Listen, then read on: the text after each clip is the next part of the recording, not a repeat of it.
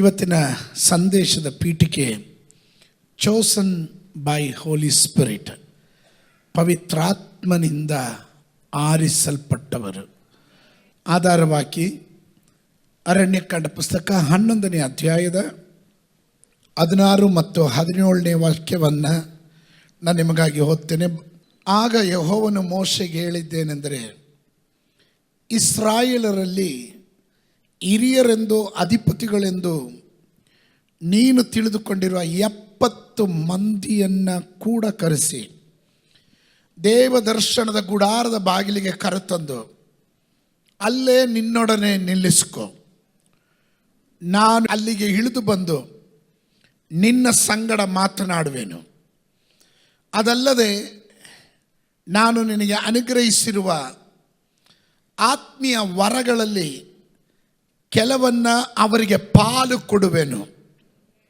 ಆಗ ನೀನೊಬ್ಬನೇ ಈ ಜನರ ಭಾರವನ್ನು ವಹಿಸಬೇಕಾಗಿರೋದಿಲ್ಲ, ನಿನ್ನ ಜೊತೆಯಲ್ಲಿ ಇವರು ವಹಿಸುವರು. ಆಮೆನ್.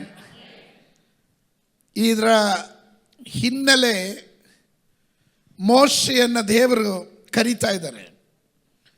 ದೇವರು ಮೋಶೆಗೆ ಹೇಳಿದಾಗ, ಮೋಶೆ ಈ 6 ಲಕ್ಷ ಕುಟುಂಬಗಳನ್ನು ನಡೆಸುವಾಗ ದೇವರ ಆತ್ಮನು ಆತನ ಜನ ಆಹಾರಕ್ಕಾಗಿ ಕೇಳುವಾಗ, ಮೊರೆ ಇಡುವಾಗ ದೇವರು ಹೇಳ್ತಾನೆ, ಇವರಿಗಿಷ್ಟು ಲಕ್ಷ ಜನರಿಗೆ ನೀನು ಆಹಾರವನ್ನು ಕೊಡಬೇಕು ಅಂದಾಗ ಮೋಶೆ ಹೇಳ್ತಾನೆ, ನಾನೊಬ್ಬನೇ, ನನ್ನ ಕೈಯಲ್ಲಿ ಇವ್ರನ್ನ ವಹಿಸೋಕ್ಕಾಗೋದಿಲ್ಲ ಅಂತ. ದೇವರ ಆತ್ಮನು ಭಾಳ ಸ್ಪಷ್ಟವಾಗಿ ನನಗೀಗ ಹೇಳಿದನು, ಅಲ್ಲಿ ಮೋಶೆ, ಯಾಜಕನು, ಮೋಶೆ ಮತ್ತು 70 ಜನರು.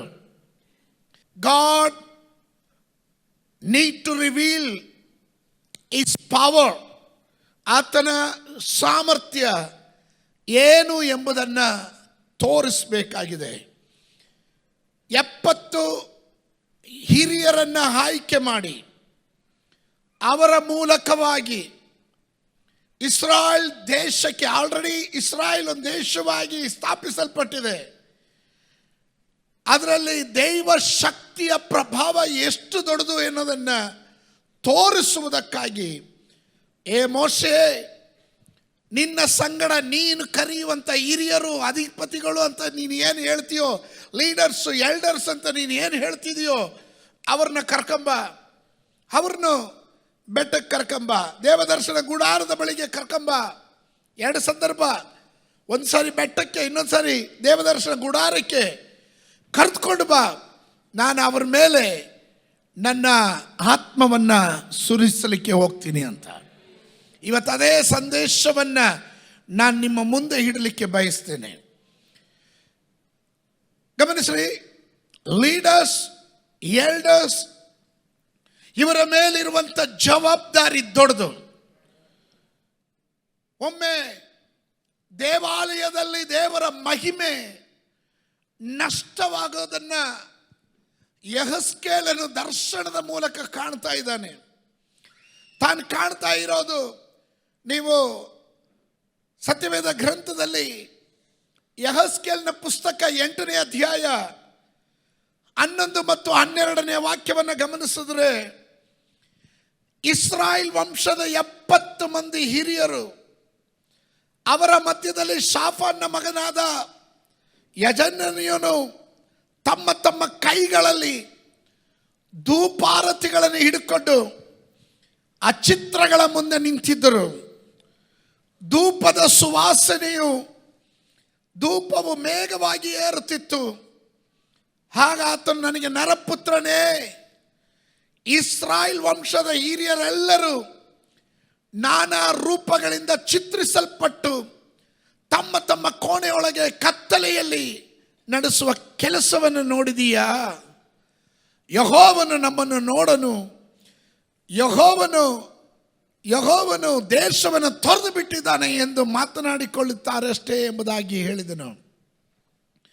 ಒಂದು ಕಡೆ ದೇವದರ್ಶನದ ಗುಡಾರದಲ್ಲಿ ದೇವರು ಹೇಳ್ತಾನೆ, ನಾನು 70 ಜನರ ಮೇಲೆ ನನ್ನ ಆತ್ಮವನ್ನು ನಾನು ಸುರಿಸಲಿಕ್ಕೆ ಹೋಗ್ತೀನಿ ಅಂತ.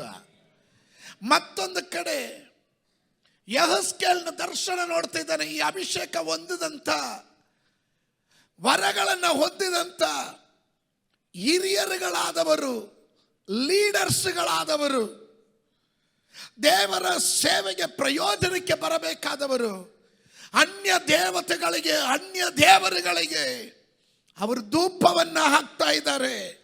ಅವರು ಧೂಪಾರತಿಯನ್ನು ಮಾಡ್ತಾ ಇದ್ದಾರೆ. ಒಂದು ಕಡೆ ಇಸ್ರಾಯೇಲ್ ದೇಶದ ಭವಿಷ್ಯಕ್ಕೆ ಅಡಿಪಾಯ ಹಾಕಿದಂಥ ನಾಯಕತ್ವ, 70 ಜನರ ಅಡಿಪಾಯದಲ್ಲಿ, ನಾಯಕತ್ವದಲ್ಲಿ ದೇವರ ಅಡಿಪಾಯ ಆಗ್ತಾ ಇದ್ದಾರೆ ಆ ದೇಶಕ್ಕೆ. ಮತ್ತೊಂದು ಭಾಗದಲ್ಲಿ ಅದೇ 70 ಜನರ ಸಂಖ್ಯೆಯನ್ನು ದೇವರು ತೋರಿಸ್ತಾ ಹೇಳ್ತಾ ಇದ್ದಾನೆ, ನಾಶನಕ್ಕೂ ಅದೇ ಕಾರಣವಾಗ್ತಾ ಇದೆ. ಒಂದು ಕಡೆ ಕಟ್ಟೋದಕ್ಕೂ, ಒಂದು ಕಡೆ ನಾಶನಕ್ಕೂ ಅದೇ ಕಾರಣವಾಗ್ತಾ ಇದೆ. ದೇವರಾತ್ಮ ನನಗೆ ಹೀಗೆ ಹೇಳಿದನು, ಮೋಶೆ ಬಳಿಯಲ್ಲಿ ದೇವರು ಹೇಳಿದನು, ಇವರನ್ನು ನನ್ನ ಪರ್ವತದ ಕಡೆ ಕರ್ಕೊಂಬ. ಸಿನಾಯಿ ಪರ್ವತದಲ್ಲಿ ದೇವರು ಅವರೊಟ್ಟಿಗೆ ಮಾತನಾಡ್ತಾ ಇದ್ದಾನೆ. ವಿಮೋಚನ ಕಾಂಡ ಪುಸ್ತಕ, ಬುಕ್ ಆಫ್ ಎಕ್ಸೋಡಸ್, ನೀವು ಆರಂಭದಲ್ಲಿ ಇದನ್ನು ಶ್ರದ್ಧೆ ಕೊಡ್ರಿ, ಆಮೇಲೆ ನಾನು ಪ್ರವಾದನೆ ಶಬ್ದಕ್ಕೆ ಬರ್ತೀನಿ. ಬುಕ್ ಆಫ್ ಎಕ್ಸೋಡಸ್ 24ನೇ ಅಧ್ಯಾಯ 9ನೇ ವಾಕ್ಯದಿಂದ ಮೋಶೆ, ಆರೋನ್, ನಾದಾಬ್, ಅಬೀಹೋ ಎಂಬವರು ಇಸ್ರಾಯೇಲರಲ್ಲಿ 70 ಮಂದಿಯು ಬೆಟ್ಟವನ್ನು ಹತ್ತಿದರು. 70 ಮಂದಿಯು ಬೆಟ್ಟವನ್ನು ಹತ್ತಿದರು. ಅವರಿಗೆ ಇಸ್ರಾಯೇಲರ ದೇವರ ದರ್ಶನವಾಯಿತು. ಅಂಡರ್ಲೈನ್ ಮಾಡ್ಕೊಳ್ರಿ, ಅವರಿಗೆ ಇಸ್ರಾಯೇಲ್ ದೇವರ ದರ್ಶನವಾಯಿತು. ಆಕಾಶ ಮಂಡಲದಂತೆ ಅತಿ ನಿರ್ಮಲವಾದ ಇಂದ್ರ ನೀಲಮಣಿಯ ನೆಲಗಟ್ಟು ಆತನ ಪಾದಪೀಠವಾಗಿತ್ತು. ಆತನು ಇಸ್ರಾಯೇಲರ ಮುಖಂಡರಿಗೆ ಯಾವ ಕೇಡು ಮಾಡಲಿಲ್ಲ. ಅವರು ದೇವರ ದರ್ಶನ ಮಾಡಿ ಅನ್ನಪಾನಗಳನ್ನು ತೆಗೆದುಕೊಂಡರು. ನಾವು ಓದಿದಂಥ ಭಾಗದಲ್ಲಿ ದೇವರ ದರ್ಶನ ಅವರಿಗೆ ಉಂಟಾಯಿತು. 70 ಜನರಿಗೂ ಮೋಶೆ ಬಳಿಯಲ್ಲಿ ದೇವರು ಹೇಳ್ತಾನೆ, ನನ್ನ ಜನರನ್ನ, ಇವರನ್ನ 70 ಜನರನ್ನ ಕರ್ಕೊಂಡು, ಲೀಡರ್ಸ್ ಅಂತ ಹೇಳಿದವ್ರನ್ನ, ಹಿರಿಯರು ಅಂತ ಹೇಳಿದವ್ರನ್ನ ಪರ್ವತಕ್ಕೆ ಕರ್ಕೊಂಬ.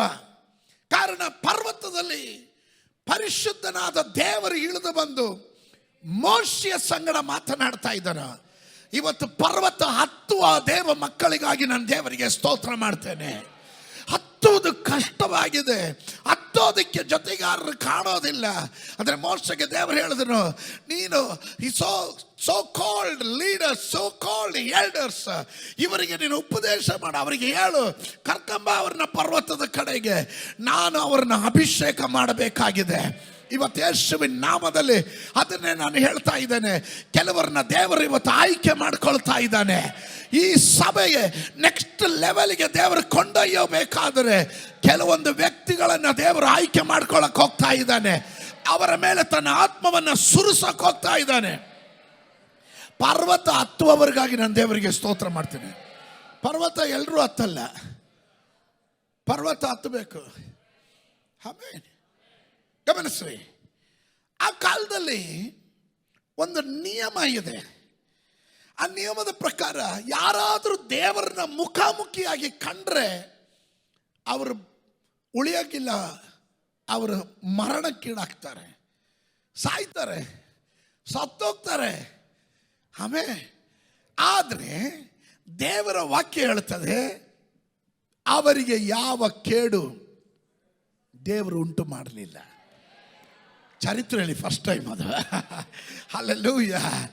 ಕೆಲವರನ್ನ ದೇವರು ಯಾವ ಕೇಡು ಅವರಿಗೆ ಮಾಡಲಿಲ್ಲ.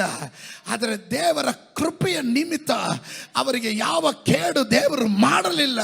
ಕಾರಣ ಏನೆಂದರೆ ದೇವರು ಹೇಳಿ ಅವರ ಪರ್ವತ ಹತ್ತಿದವರು.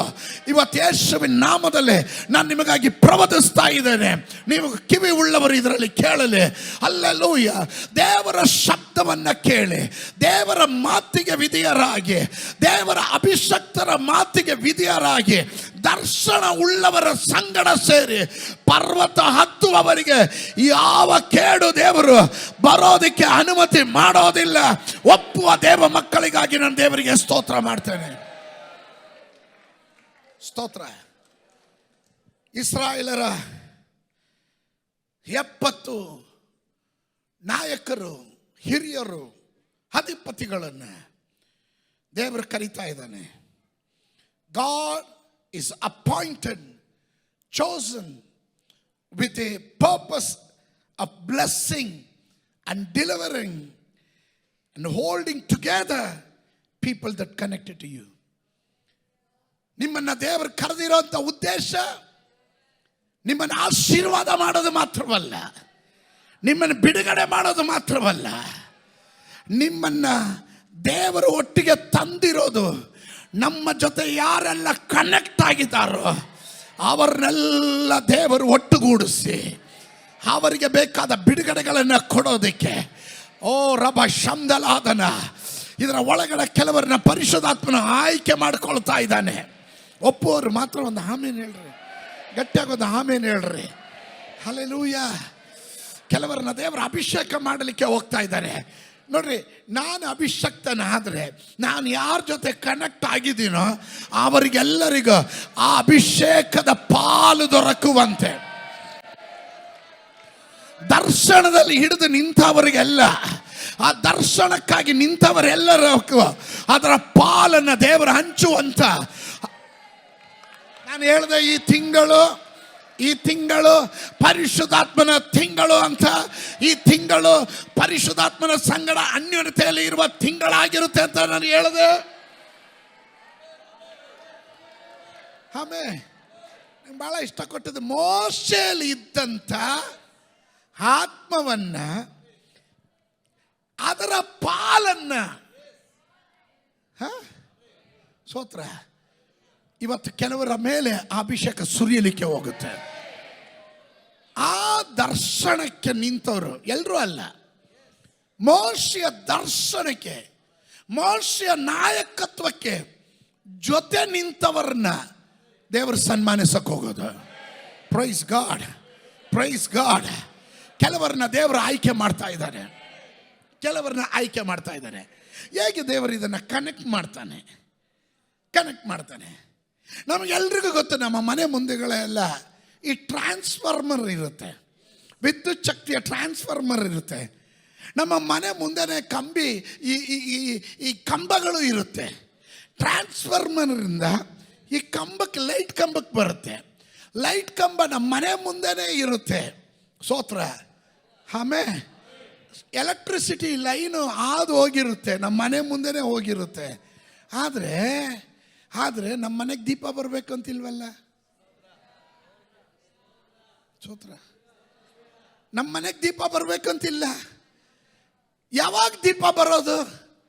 ಈ ಎಲೆಕ್ಟ್ರಿಸಿಟಿ ಪವರ್ಗೆ ನಮ್ಮ ಮನೆಯಿಂದ ಒಂದು ಕನೆಕ್ಷನ್ ಕನೆಕ್ಟ್ ಆದಾಗ ಸ್ತೋತ್ರ ಹೇಳಲಿಲ್ಲ. ಆಮೇಲೆ ನನ್ನನ್ನು ದೇವರು ಕನೆಕ್ಟಿಂಗ್ ವಯರ್ ಆಗಿ ದರ್ಶನಕ್ಕೆ ಕನೆಕ್ಟ್ ಮಾಡುವವರಾಗಿ, ವಾಗ್ದಾನ ಇದೆ ಅದಕ್ಕೆ ಕನೆಕ್ಟ್ ಆಗಬೇಕು. ದರ್ಶನ ಇದೆ, ಆ ದರ್ಶನಕ್ಕೆ ಕನೆಕ್ಟ್ ಆಗಬೇಕು. ಕನೆಕ್ಟ್ ಆಗುವಂತ ವಯರ್ ಆಗಿ ಇವತ್ತು ಕೆಲವರನ್ನ ದೇವರ ಅಭಿಷೇಕ ಮಾಡಕ್ ಹೋಗ್ತಾನೆ. ಒಪ್ಪುವವರು ಮಾತ್ರ ಗಟ್ಟಿಯಾಗೊಂದು ಆಮೇನ್ ಹೇಳ್ರಿ. ಕಮಾನ್ ಸಾಂಬಾಡಿ. ಆಮೇಲೆ ಹೇಗೆ ಕನೆಕ್ಟ್ ಮಾಡ್ತಾನೆ? ಪರಲೋಕದ ಅಭಿಷೇಕವನ್ನ ಟ್ಯಾಪ್ ಮಾಡಿ, ಅದನ್ನ ಸ್ಪರ್ಶಿಸಿ, ಅದನ್ನ ಟಚ್ ಮಾಡಿ, ಅಲ್ಲಿಂದ ಬರುವಂತಹ ಎಲೆಕ್ಟ್ರಿಸಿಟಿ ಪವರ್, ಪರಲೋಕದ ಪರಿಶುದ್ಧಾತ್ಮನ ಶಕ್ತಿ ನನ್ನ ಮೂಲಕ ಅದು ಕೆಲವರ ಒಳಗಡೆಗೆ ಹಬ್ಬ ತಕ್ಕಂತೆ ಇವತ್ತು ಕೆಲವರನ್ನ ದೇವರ ಆಯ್ಕೆ ಮಾಡ್ಕೊಳ್ತಾ ಇದ್ದಾನೆ. You are chosen by Holi spirit. ನೀವು ಪವಿತ್ರಾತ್ಮನಿಂದ ಆರಿಸಲ್ಪಟ್ಟವರಾಗಿರ್ತೀರಾ. ಯಾಕೆ ಗೊತ್ತಾ? ಪರಲೋಕದ ಶಕ್ತಿಯನ್ನ ನಿಮ್ಮ ಮೂಲಕ 6 ಲಕ್ಷ ಕುಟುಂಬ ಇರೋದಾದ್ರೂ 6 ಲಕ್ಷ ಕುಟುಂಬ ಇರೋದಾದ್ರೂ ಅರ್ಥ ಮಾಡ್ಕೊಳ್ಳೋರ್ಗಾಗಿ ಸ್ತೋತ್ರ. ದೇವರು ಕರೀತಾ ಇರೋದು 6 ಲಕ್ಷ ಜನರನ್ನಲ್ಲ, 70 ಜನರನ್ನ ಕರೀತಾ ಇದ್ದಾನೆ. 70 ಜನರ ಗುಂಪಿನಲ್ಲಿ ನೀನು ಇರೋದಾದ್ರೆ ಇವತ್ತು ನಿನಗಿರುವ ಆಲೋಚನೆ ದೇವರು ಹೇಳ್ತಾ ಇದ್ದಾನೆ. ಈ ಸಭೆ ನೆಕ್ಸ್ಟ್ ಲೆವೆಲ್ಗೆ ದೇವರು ಕೊಂಡೊಯ್ಯಕ್ಕೆ ಹೋಗ್ತಾ ಇದ್ದಾನೆ. ದೇವರ ಆತ್ಮನ ಹೇಳಿದನು, ಇದು ಒಬ್ಬನೇ ಹೊರಕ್ಕಾಗಲ್ಲ. ರವಿಮಣಿ ಪಾಸ್ಟ್ರೆ, ನಿನಗೆ ಒಬ್ಬನಿಗೆ ಹೊರಕ್ಕಾಗಲ್ಲ. ನಾನು ಅದಕ್ಕಾಗಿ ಅಲ್ಲಲ್ಲಿಯ ನಿನ್ನಲ್ಲಿರುವ ಆತ್ಮವನ್ನ ಒಂದು 70 ಜನರಿಗೆ ಆ ದರ್ಶನವನ್ನ, ಆ ದಾಹವನ್ನ, ಅಲ್ಲೆಲೂಯ್ಯ, ಆ ಆಸಕ್ತಿಯನ್ನ ನಾನು ಕೆಲವರ ಮೇಲೆ ಹುಟ್ಟಿಸೋದಕ್ಕೆ 70 ಜನರ ಮೇಲೆ ನಾನು ಅಭಿಷೇಕವನ್ನ ರಿಲೀಸ್ ಮಾಡ್ತಾ ಇದ್ದೇನೆ. ಈ ಕನೆಕ್ಟಿಂಗ್ ವೈರ್ ಇದೆಯಲ್ಲ, ಇದಕ್ಕೆ ನಮಗೊಂದು 60 ವಾಟ್ಸ್ ಮನೆಯಲ್ಲಿ ಉರಿಸೋ ಬಲ್ಪಿಗಾದರೆ 118 ವೈರು ಸಾಕು. ಆದರೆ ಹೆಚ್ಚಿಗೆ ಬೇಕಾದರೆ 320 ಬೇಕು. ಸೋತ್ರ ವೈರ್ ದಪ್ಪ ಇರಬೇಕು. ಆದರೆ ಕಂಬದಿಂದ ಎಳಿಬೇಕಾದ್ರೆ ಅದಕ್ಕೆ ಕೇಬಲ್ ಬೇಕು. ಸೋತ್ರ ಕಂಬದಿಂದ ಟ್ರಾನ್ಸ್ಫಾರ್ಮರ್ಗೆ ಹೋಗ್ಬೇಕಾದ್ರೆ ಅದ್ರ ಥಿಕ್ನೆಸ್ ಅದು ಬೇರೆ ಕೇಬಲು. ಸೋತ್ರ ಸೋತ್ರ ಸೋತ್ರ. ಇದು ಎಷ್ಟು ಸ್ಟ್ರಾಂಗ್ ಆಗಿರುತ್ತೋ ಅಷ್ಟು ಪವರ್ಫುಲ್ ಆಗಿರುತ್ತೆ. ಈ ಕನೆಕ್ಷನ್ ಎಷ್ಟು ಅಲ್ಲಿಂದ ಎಳೆಯೋಕ್ಕೆ ಸಾಮರ್ಥ್ಯ ಇದೆಯೋ ಅಷ್ಟು ರಿಲೀಸ್ ಮಾಡುವಷ್ಟು ಪವರ್ ಇವತ್ತು ಯೇಸುವಿನ ನಾಮದಲ್ಲಿ ನಿಮಗೆ ಉಂಟಾಗುತ್ತದೆ ಎಂದು ಹೇಳಿದ್ರೆ ಎಷ್ಟು ಜನ ಅದಕ್ಕೆ ಆಮೇಲೆ ಹೇಳ್ತೀರಾ? I am not an ordinary person. Come on. ಸೋತ್ರ ಸೋತ್ರ ಸೋತ್ರ. ಒಂದು ಟ್ರಾನ್ಸ್ಫಾರ್ಮರ್ ಈ ರಸ್ತೆ ಪೂರ್ತಿ ಮನೆಗೆ ಪವರ್ ಕೊಡುತ್ತೆ. ಸೋತ್ರ. ಆದರೆ ನಾಗವಾರದ ಹತ್ರ ಪವರ್ ಸ್ಟೇಷನ್ ಇದೆ. ಸೋತ್ರ. ಆ ಪವರ್ ಸ್ಟೇಷನ್ಗೆ ಅಲ್ಲಿಂದಲ್ಲ ಬರ್ತಾ ಇರೋದು, ಅದಕ್ಕೊಂದು ಮೂಲ ಇದೆ. ವಿದ್ಯುತ್ ಶಕ್ತಿ ಉತ್ಪಾದನೆ ಆಗುವ ಕೇಂದ್ರ ಇದೆ. ಅಲ್ಲಿಂದ ಸಪ್ಲೈ ಆಗೋದಕ್ಕೆ ಒಂದು ಸಪ್ಲೈ ಇದೆ. ನೀವು ನೋಡಿದ್ದೀರಾ, ನಮ್ಮ ರಸ್ತೆಗಳಲ್ಲಿರೋ ಲೈಟ್ ಕಂಬಕ್ಕೂ ಹೈ ಟೆನ್ಷನ್ ವೈರ್ಗೂ ವ್ಯತ್ಯಾಸ ಇದೆ. ಹಲ್ಲೆಲೂಯಾ. ಕೆಲವರೆಲ್ಲ 118 ವೈರಲ್ಲಿ ಈಗಲೂ ಆ 0 ಕ್ಯಾಂಡಲ್ ಬಲ್ಬ್ ಉರಿಸ್ತಾ ಇದ್ದೀರಾ.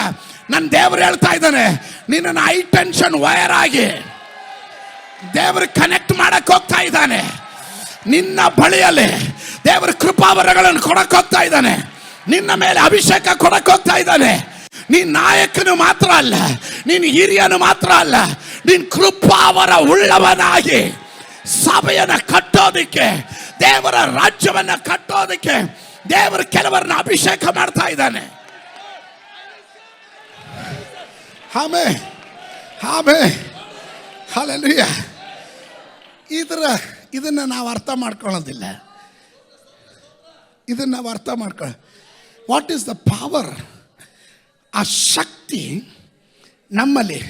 ಅದಕ್ಕೆ ದೇವರು ವಾಕ್ಯ ಹೇಳುತ್ತೆ, ಈ ಅತ್ಯಧಿಕವಾದ ಶಕ್ತಿಯನ್ನು ಮಣ್ಣಿನ ಘಟ್ಟಗಳಾಗಿರುವ ನಿಮ್ಮಲ್ಲಿ ಅವನ ನಿಕ್ಷೇಪವಾಗಿ ಇಟ್ಟಿದ್ದಾನೆ ಅಂತ. ಸ್ತೋತ್ರ. ನಾವಾದರೆ ಅದನ್ನು ಅರ್ಥ ಮಾಡ್ಕೊಳ್ತಾ ಇಲ್ಲ. ಹಲ್ಲೆಲೂಯಾ.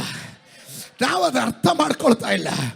ನನ್ನಲ್ಲಿರುವಂಥ ಡೈನಾಮೆಟ್, ಆ ಡ್ಯೂನಾಮೆಸ್, ಅದು ಸತ್ತವರನ್ನ ಎಬ್ಬಿಸೋದಕ್ಕೂ, ಜೀವ ಇಲ್ಲದೆ ಇರೋದಕ್ಕೆ ಜೀವ ಬರೆಸೋದಕ್ಕೂ, ಮಾರಕರವಾದ ರೋಗಗಳನ್ನು ಕಟ್ಟೋದಕ್ಕೂ, ಬೆಂದರಗಳನ್ನು ಬಿಚ್ಚೋದಕ್ಕೂ ಅಧಿಕಾರವುಳ್ಳಂತ ಅಭಿಷೇಕ ಎಂದು ನಂಬುವ ದೇವ ಮಕ್ಕಳು ಮಾತ್ರ. ಯಾರಾದ್ರೂ ಇದ್ರೆ ಒಳಗಡೆ ಇದ್ರೆ ಗಟ್ಟಿಯಾಗೊಂದು ಆಮೇಲೆ ಹೇಳ್ರಿ. Come on, put your hands together. ಕರಗಳನ್ನು ತಟ್ಟಿ ದೇವರಿಗೆ ಮಹಿಮೆ ಕೊಡ್ರಿ. ಓ ರಾಬ ಶಾಖ ಲಾಭ. ಮೋಶೆ, ನಿನಗೊಬ್ಬರಿಗೆ ಹೊರಕ್ಕಾಗೋದಿಲ್ಲ. ಈ ಕರ್ನಾಟಕದ ದರ್ಶನಕ್ಕಾಗಿ ವಿಕ್ಟರಿ ಇಂಟರ್ನ್ಯಾಷನಲ್ ಸಭೆಗೆ ದೇವರು ಕೊಟ್ಟಿರುವ ದರ್ಶನ ಒಬ್ಬನೇ ಹೊರೋದಲ್ಲ. ಇದರಲ್ಲಿ ಒಂದು 70 ಜನರನ್ನ ದೇವರು ಆರಿಸ್ಕೊಂಡು ಹೇಳ್ತಾ ಇದ್ದಾನೆ, ಅವ್ರನ್ನ ಕರ್ಕೊಂಬ, ಅವ್ರನ್ನ ನನ್ನ ದೇವ ದರ್ಶನದ ಗುಡಾರದ ಬಳಿ ಕರ್ಕೊಂಬ, ಅವ್ರನ್ನ ನನ್ನ ಪರ್ವತದ ಕಡೆ ಹತ್ತಿಸ್ಕೊಂಬ. ಅಲ್ಲಯ್ಯ, ಒಂದು ಸೀಸನ್ ಇತ್ತು ಪರ್ವತ ಹತ್ತಿದ್ರೆ. ನಿಮಗೆ ಗೊತ್ತಿದೆಯಾ? ನಿಮಗೆ ಗೊತ್ತಿದೆ, ಮೋಶೆ ಪರ್ವತ ಹತ್ತಿ 40 ದಿನ ಹಗಲು ರಾತ್ರಿ ದೇವ್ರ ಸನ್ನಿಧ ಇದ್ದಾಗ ಕೆಳಗಡೆ ಆರೋನನು ಉಳಿದ ಜನ ಎಲ್ಲ ಅವ್ರಿಗೂ ಬೇಕಾದ್ರೆ ಮೋಶೆ ಬರಲಿಲ್ವಲ್ಲ, ಏನಾಯ್ತು ಅಂತ ನೋಡ್ಬೋದಾಗಿತ್ತು. ಆದರೆ ಹತ್ತಿದ್ರೆ ಅವರೇನೋ ಹತ್ತಿದ್ರೆ ಆ ಟೈಮಲ್ಲಿ ಸತ್ತು ಬೀಳ್ತಾ ಇದ್ರು. ನಾನು ನಿಮ್ಗೊಂದು ಆಲೋಚನೆ ಹೇಳಕ್ಕಿದ್ದು ಹೇಳ್ತಾ ಇದ್ದೀನಿ. ಹತ್ತಿದ್ರೆ ಸತ್ತು ಬೀಳ್ತಾ ಇದ್ರು. ಕಾರಣ ಅದು ದೇವರ ಸಮಯ ಅಲ್ಲ, ಅದು ದೇವರ ಸಮಯ ಅಲ್ಲ. ನಾನಿವತ್ತು ನಿಮಗೆ ಹೇಳ್ತಾ ಇದ್ದೇನೆ, ಇದು ದೇವರ ಸಮಯವಾಗಿರೋದ್ರಿಂದ, ದೇವರ ಆಲೋಚನೆ ಆಗಿರೋದ್ರಿಂದ ಈಗ ದೇವ ಹತ್ತುವ ಸಮಯವಾಗಿರುತ್ತದೆ. ಮುಂಚೆ ಹತ್ತಿದ್ರೆ ಸತ್ತು ಬೀಳ್ತಾ ಇದ್ರು. ಆದ್ರೆ ದೇವರು ಈಗ ಹೇಳ್ತಾ ಇದ್ದೇನೆ, ಮೋಶೆ, ಈಗ ನಾನು ಹೇಳ್ತಾ ಇದ್ದೇನೆ, ನಿನ್ನ ಜೊತೆಯಲ್ಲಿರುವ 70 ಜನರನ್ನ, this is the season of Holy Spirit. ಪರಿಶುದ್ಧಾತ್ಮನು ನಿಮ್ಮನ್ನ,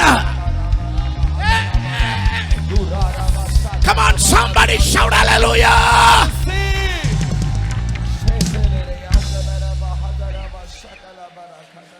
ಪವಿತ್ರಾತ್ಮನ ಕ್ರಿಯೆ ಮಾಡೋದಕ್ಕೆ ಒಂದು ಸಮಯ ಇದೆ. ಪವಿತ್ರಾತ್ಮನ ಕ್ರಿಯೆ ಮಾಡುವ ಸಮಯ ಇದೆ. ಇದೊಂದು ಸೀಸನ್. ಇದು ಯಾರಾದ್ರೂ ಪಕ್ಕದಲ್ಲಿ ಇರೋರ್ಗೆ ಒಂದು ಹೈ-ಫೈ ಹೊಡೆದು ಹೇಳ್ರಿ, ಇದು ಪವಿತ್ರಾತ್ಮನ ಸೀಸನ್ ಅಂತ. ಇದು ಪವಿತ್ರಾತ್ಮನ ಸೀಸನ್. ಆಮೇಲೆ ನೋಡ್ರಿ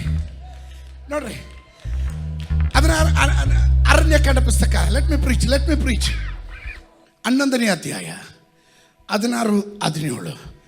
ಆಗ ಯೆಹೋವನು ಮೋಶೆಗೆ ಹೇಳಿದ್ದೇನೆ ಅಂದರೆ, ಇಸ್ರಾಯೇಲರಲ್ಲಿ ಹಿರಿಯರೆಂದು ಅಧಿಪತಿಗಳೆಂದು ನೀನು ತಿಳ್ಕೊಂಡಿರುವ, ಅಂದರೆ ಇದುವರೆಗೂ ಇವರು ಅಪಾಯಿಂಟ್ ಆಗಿರಲಿಲ್ಲ. ಯಾರು ತಿಳ್ಕೊಂಡಿದ್ದು? ಮೋಶೆ ತಿಳ್ಕೊಂಡಿದ್ದು. ಸ್ತೋತ್ರ. ಮನುಷ್ಯನ ಆಯ್ಕೆಗೂ ಪವಿತ್ರಾತ್ಮನ ಆಯ್ಕೆಗೂ ವ್ಯತ್ಯಾಸ ಇದೆ. ನಾವೇನು ಮಾಡ್ತೀವಿ? ಸ್ತೋತ್ರ. ಸಾಮರ್ಥ್ಯ ಇರೋರು, ಸ್ವಲ್ಪ ಬುದ್ಧಿ ಇರೋರು, ಚೆನ್ನಾಗಿ ಸಹಕರಿಸೋರು, ಅವ್ರನ್ನೆಲ್ಲ ನಾವು ಲೀಡ್ರ್ ಮಾಡ್ತೀವಿ. ಆಮೇಲೆ ಅವ್ರನ್ನೆಲ್ಲ ಲೀಡ್ರ್ ಮಾಡ್ತೀವಿ. ಆದರೆ ಎಲ್ಲ ಲೀಡರ್ಗಳು ದೇವರಿಂದ ಅಂಗೀಕರಿಸಲ್ಪಟ್ಟವರು ಅಲ್ಲ. ಹೌದಾ ಅಲ್ವಾ? ಅದಕ್ಕೆ ದೇವರು ಹೇಳ್ತಾ ಇದ್ದಾರೆ, ಸೋ ಕಾಲ್ಡ್, ನೀನು ಇದುವರೆಗೂ ತಿಳ್ಕೊಂಡಿರುವ ಹಾಗೆ ಆಯ್ತು ಮೋಶೆ ರೆಡಿ, ಆ 70 ಜನನೇ ಬರಕ್ಕೆ ಹೇಳು. ಆಮೇಲೆ ಹಲ್ಲೆಲೂಯ, ಆ 70 ಮಂದಿಯನ್ನು ಕೂಡ ಕರೆಸಿ ದೇವ ದರ್ಶನದ ಗುಡಾರದ ಬಾಳಿಗೆ ಕರೆತಂದು ಅಲ್ಲೇ ನಿನ್ನೊಡನೆ ನಿಲ್ಲಿಸ್ಕೋ. ಯಾರೊಡನೆ? ಇಂಗ್ಲಿಷಲ್ಲಿ ಕೂಡ, that they may stand with you, with Moses. ಅವರು ನಿನ್ನೊಡನೆ, ಮೋಶೆಯ ಸಂಗಡ ನಿಲ್ಲೋದಕ್ಕೆ. ಇವತ್ತು ಅದನ್ನೇ ನಾನು ಕೂಗಿ ಹೇಳಿದೆ. ಒಬ್ಬ ಮೋಶೆಗೆ ದೇವರು ದರ್ಶನ ಕೊಟ್ಟನು. ಆ ದರ್ಶನದ ಜೊತೆಯಲ್ಲಿ ನಿಲ್ಲೋದಕ್ಕೆ ಇವತ್ತು ಪವಿತ್ರಾತ್ಮನು, ನಾನು ಹೇಳಿದ್ದು 70 ಎನ್ನೋ ಸಂಖ್ಯೆ ಮಾತ್ರ ಅಲ್ಲ, ಇದು ಕರ್ನಾಟಕದ ಒಂದೊಂದು ಮೂಲೆಗಳಲ್ಲೂ ಈ ಶಬ್ದ ಹೋಗ್ತಾ ಇರುವ, ಇದನ್ನು ಕೇಳುವ ಒಬ್ಬೊಬ್ಬರ ಮೇಲೂ ಪರಿಶುದ್ಧಾತ್ಮನ ಅಭಿಷೇಕ ಇಳಿಯಕ್ಕೆ ಹೋಗುತ್ತೆ. ದರ್ಶನ ಹಿಡಿದವರಿಗಾಗಿ ಸ್ತೋತ್ರ ಮಾಡ್ತೇನೆ, ದರ್ಶನ ಉಳ್ಳವರಿಗಾಗಿ ಸ್ತೋತ್ರ ಮಾಡ್ತೇನೆ. ದರ್ಶನ ಉಳ್ಳ ಮೋಶೆಯ ಸಂಗಡ ನಿಲ್ಲುಕೋಬೇಕು. ಸ್ತೋತ್ರ. ದರ್ಶನ ಅಂದ್ರೆ ಏನು? ದರ್ಶನ ದೇವರಿಂದ ದೊರಕುವಂಥದ್ದು, ದೇವರಿಗೋಸ್ಕರ ಇರುವಂಥದ್ದು. ಆಮೇಲೆ ದರ್ಶನ ಉಳ್ಳವನು ದರ್ಶನ ಇಲ್ಲದೆ ಇರುವವನ ಸಂಗಡ ದರ್ಶನವನ್ನು ಹಂಚ್ಕೊಳ್ಳಂಗಿಲ್ಲ. ಸ್ತೋತ್ರ. ದರ್ಶನ ಉಳ್ಳವನ ಸಂಗಡ ದರ್ಶನ ಉಳ್ಳವನು ಕನೆಕ್ಟ್ ಆಗೋದಕ್ಕೆ ಹಾಗೆ ದೇವರು ಹೇಳ್ತಾ ಇದ್ದಾನೆ. ಅಂಥ ಕನೆಕ್ಷನ್ಗಳು ಈ ದಿವಸಗಳಲ್ಲಿ ದೇವರು ತಗೊಂಬರ್ತಾನೆ. ದರ್ಶನಕ್ಕಾಗಿ ನಿಲ್ಲೋರು, ಹಿಡಿದ ದರ್ಶನ ಕಡೆವರೆಗೂ ಬಿಡದೆ ನಿಲ್ಲುವಂಥವರು. ಇವತ್ತು ಎಷ್ಟು ಜನ ಹೇಳ್ತೀರಾ, ಕರ್ನಾಟಕದ ದರ್ಶನಕ್ಕಾಗಿ ಏನು ಬೆಲೆ ತೆತ್ತರೂ ಸರಿ, ನಾನು ದರ್ಶನ ಉಳ್ಳವರ ಸಂಗಡ ನಿಲ್ತೇನೆ ಅನ್ನೋರು ಮಾತ್ರ ಗಟ್ಟಿಯಾಗೊಂದು ಆಮೇಲೆ ಹೇಳ್ರಿ. ಅಂಥವ್ರಿಗಾಗಿ ನಾನು ದೇವರಿಗೆ ಸ್ತೋತ್ರ ಮಾಡ್ತೇನೆ. ಮೋಶೆ ನೀನು ಒಬ್ಬನೇ ಅಲ್ಲ. ಸಮ್ಟೈಮ್ಸ್ ವಿ ಥಿಂಕ್ ದೇವರೇ ಇದೆಲ್ಲ ಹೆಂಗಪ್ಪ ನಿಭಾಯಿಸೋದು, ಹೆಂಗಾಗುತ್ತೆ ಅಂತ. ಮೋಶೆಯು ನಮ್ಮ ಥರನೇ, ಏಲಿಯನು ನಮ್ಮ ಥರನೇ ಸಮಸ್ವಭಾವ ಉಳ್ಳವನು. ಮೋಶೆಯು ನಮ್ಮ ಥರನೇ. ಸ್ತೋತ್ರ.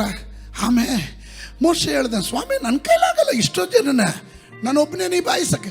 ದೇವ್ರು ಹೇಳಿದನು, ನೀನು ಒಬ್ಬನೇ ಅಲ್ಲ. ಇವತ್ತು ನನಗೆ ಚೆನ್ನಾಗಿ ಗೊತ್ತು, ಈ ದರ್ಶನ ಕೊಟ್ಟವನು ದರ್ಶನ ಪೂರ್ತೀಕರಣದ ಕಡೆಗೆ ಕೊಂಡೊಯ್ಯೋದಕ್ಕೆ ಅದಕ್ಕೆ ಬೇಕಾದ ಸಪೋರ್ಟಿಂಗ್ ಸಿಸ್ಟಮನ್ನು ದೇವರು ಆಲ್ರೆಡಿ ಸಿದ್ಧ ಮಾಡಿದ್ದಾನೆ. ಮಾಡದ ಈ ದರ್ಶನ ನಮಗೆ ಕೊಡಲ್ಲ. ಸಪೋರ್ಟಿಂಗ್ ಸಿಸ್ಟಮ್ ಇಲ್ಲದೆ ದೇವರು ಏನೂ ಮಾಡಲ್ಲ. ಒಂದು ಉದಾಹರಣೆ ಹೇಳ್ತೀನಿ. ಮೋಶೆ ಹುಟ್ಟದಾಗಲೇ ಅವನ ತಂದೆ ತಾಯಿ ಒಂದು ಸಪೋರ್ಟಿಂಗ್ ಸಿಸ್ಟಮ್. ಯಾಕಂದರೆ ಅವನು ಹುಟ್ಟುವಾಗ ನಿಯಮ ವಿರೋಧವಾಗಿತ್ತು. ಆಗ ಜನಿಸಿದ ಇಬ್ರಿಯ ಬಾಲಕರನ್ನು, ಗಂಡು ಮಕ್ಕಳನ್ನು ಕೊಂದು ನೈಲ್ ನದಿಗೆ ಎಸಿಬೇಕಾಗಿತ್ತು. ಸ್ತೋತ್ರ. ನೈಲ್ ಅವರ ಪ್ರಧಾನ ದೇವರುಗಳಲ್ಲಿ ಒಂದು, ಐಗುಪ್ತ ದೇಶದ ಪ್ರಧಾನ ದೇವರುಗಳ ಒಂದು ದೇವರು ನೈಲ್ ನದಿ. ನೈಲ್ ನದಿ ಅನೇಕ ಶಿಶುಗಳ ರಕ್ತ ಕುಡಿದು ಅಟ್ಟಹಾಸ ಮೆರಿತಾ ಇರುವಾಗ ಒಂದು ತಂದೆ ತಾಯಿಗೆ ಅನ್ನಿಸ್ತು, ನಮಗೆ ದೇವರು ಕೊಟ್ಟಿರುವಂಥ ಮಗುವನ್ನು, ಶಿಶುವನ್ನು ನಾವು ನೈಲ್ ನದಿಗೆ ಬಲಿ ಕೊಡೋದಿಲ್ಲ. ರಾಜನ ಆಜ್ಞೆ ಏನಾದರೂ ಆಗಲಿ, ನಿಯಮ ಏನೇ ಆಗಲಿ, ಹಲ್ಲೆಲೂಯ, ಅವರ ಒಳಗಡೆ ಒಂದು ಮೊಂಡು ಧೈರ್ಯ. ಎಲ್ಲಾದರೂ ಅರಸನಿಗೆ ಗೊತ್ತಾದರೆ ಇವರು ಕುತ್ತಿಗೆ ಹೋಗೋ ಕೆಲಸ ಅದು, ಆದರೂ ಪರವಾಗಿಲ್ಲ, ಅವರು ದರ್ಶನವನ್ನು ಹಿಡ್ಕೊಂಡ್ರು. ಸ್ತೋತ್ರ. ಮೋಶೆ, ನೀನು ಹುಟ್ಟಕ್ಕೆ ಮುಂಚೆನೆ ದೇವರು ಕೆಲ ಸಿಸ್ಟಮ್ಗಳನ್ನು ರೆಡಿ ಮಾಡಿಟ್ಟಿದ್ದಾನೆ. ಇದರ ಒಳಗಡೆ ಕೆಲವರಿದ್ದೀರ, ತಾಯಿಯ ಗರ್ಭದಲ್ಲಿ ಕೇವಲ ಪಿಂಡವಾಗಿರುವಾಗಲೇ ದೇವರು ನಿಮಗೋಸ್ಕರವಾಗಿ ಬೇಕಾದದ್ದು ಎಲ್ಲವನ್ನ ಸಿದ್ಧ ಮಾಡಿನೇ ಸೇವೆಗೆ ಕರೀತಾ ಇರೋದು. ಆಮೇಲೆ ನಾವೇನು ತಿಳ್ಕೊತೀವಿ ಗೊತ್ತಾ, ದಾಸನು ನಾ ದೇವಾ, ನಾನು ಸಮರ್ಸ್ಬಿಟ್ಟು ಈಗ ಬರ್ತಾ ಇದ್ದೀನಿ, ನಿನಗೇನೋ ಉಪಕಾರ ಮಾಡೋಕ್ಕೆ ನಾನು ಬರ್ತಾ ಇದ್ದೀನಿ ಅಂತ ದಡ್ಡ. ಸ್ತೋತ್ರ.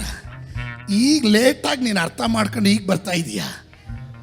ನೀನು ಹುಟ್ಟೋಕ್ಕೆ ಮುಂಚೆನೆ ತಾಯಿಯ ಗರ್ಭದಲ್ಲಿ ಇರುವಾಗಲೇ ನಿನ್ನ ಮೊದಲನೇ ದಿವಸ, ನಿನ್ನ ಕೊನೆಯ ದಿವಸವನ್ನು ತನ್ನ ಪುಸ್ತಕದಲ್ಲಿ ಆಲ್ರೆಡಿ ದೇವರು ಎಂಟ್ರಿ ಮಾಡಿಬಿಟ್ಟಿದ್ದಾನೆ. ದರ್ಶನಕ್ಕಾಗಿ ದೇವರು ನಿನ್ನನ್ನು ಸಿದ್ಧ ಮಾಡಿರೋದಾದರೆ ಅದರಿಂದ ತಪ್ಪಿಸೋದಕ್ಕೆ ಒಂದು ಶಕ್ತಿಗೂ ಆಗೋದಿಲ್ಲ. ನೀವು ಯಾರಾದ್ರೂ ಕನ್ಸ್ಕೊಂಡಿದ್ರ? ಸ್ತೋತ್ರ. ನೀವು ರಕ್ಷಣೆ ಹೊಂದಿದೆ, ಅದ್ಭುತ. ಅದರಲ್ಲಿ ವಿಶ್ವಾಸಿಗಳಾಗಿದೆ ಒಂದು ಅದ್ಭುತ. ಅದರಲ್ಲಿ ಪಾಸ್ಟರ್ ಆಗಿದ್ದು ಮಹಾ ಅದ್ಭುತ.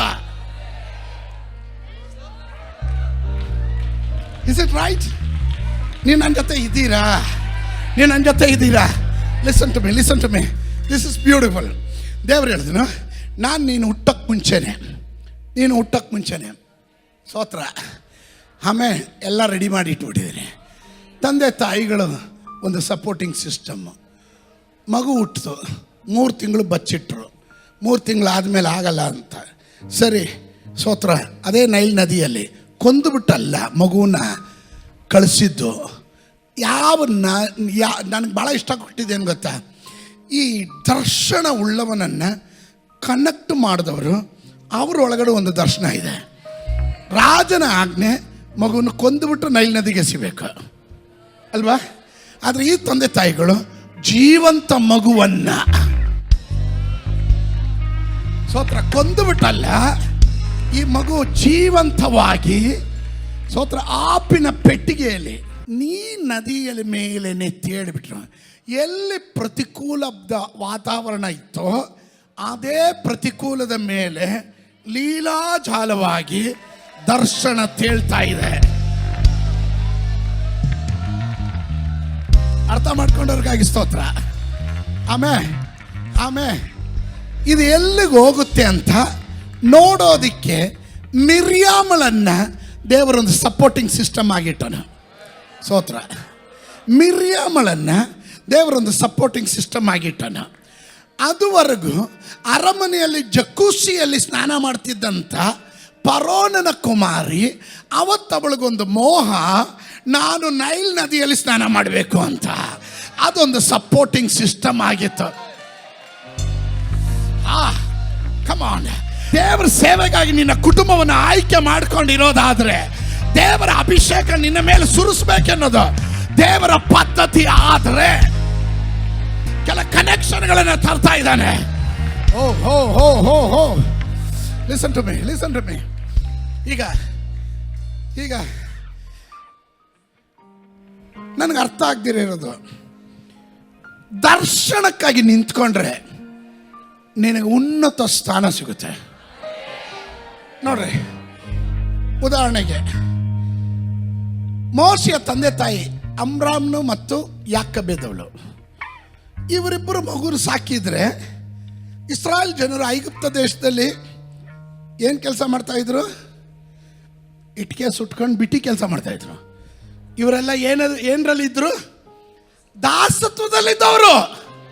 ಸ್ತೋತ್ರ. ದಾಸತ್ವದಲ್ಲಿ ಇರೋರಿಗೆ ಇಂಟರ್ನ್ಯಾಷನಲ್ ಸ್ಕೂಲ್ ಸಿಗುತ್ತಾ? ಗೌರ್ಮೆಂಟ್ ಸ್ಕೂಲ್ಗೂ ಬಿಡದಿರೋ ಇರೋರನ್ನ ಇಂಟರ್ನ್ಯಾಷನಲ್ ಸ್ಕೂಲ್ಗೆ. ಸ್ತೋತ್ರ. ದೇವರು ಹೇಳಿದನು, ಅವನು ನನ್ನ ಪದ್ಧತಿಯಲ್ಲಿದ್ದಾನೆ. ಇದರ ಒಳಗಡೆ ಇದು ಹೇಳುವಾಗಲೇ ಕೆಲವರ ಒಳಗಡೆ ಹೇಳ್ತೇನೆ, ನಾನು ದೇವರ ಪದ್ಧತಿಯಲ್ಲಿ ಇರೋ ವ್ಯಕ್ತಿ ಅಂತ ನಿಮಗೆ ಅನಿಸಿದ್ರೆ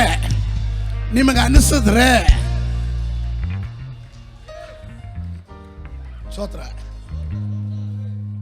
ದೊಡ್ಡ ಸ್ಕೂಲಲ್ಲಿ ಓದಿದ್ರು ಇಂಟರ್ನ್ಯಾಷನಲ್ ಲೆವೆಲ್ಗೆ,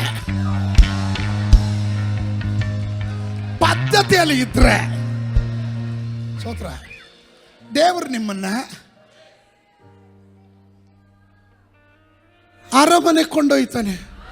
ನನಗೆ ಇಷ್ಟ ಬಂದಿದ್ದು ಪಾಸ್ಟರ್ ಚಂದ್ರಶೇಖರ್ ನನಗೆ ಭಾಳ ಇಷ್ಟ ಕೊಟ್ಟಿದ್ದಂದ್ರೆ, ಯಾವ ದೇವರು ರಕ್ತ ಕುಡಿದು ಅಟ್ಟಹಾಸ ಮಾಡ್ತಾ ಇತ್ತು ಅದ್ರ ಮೇಲೆ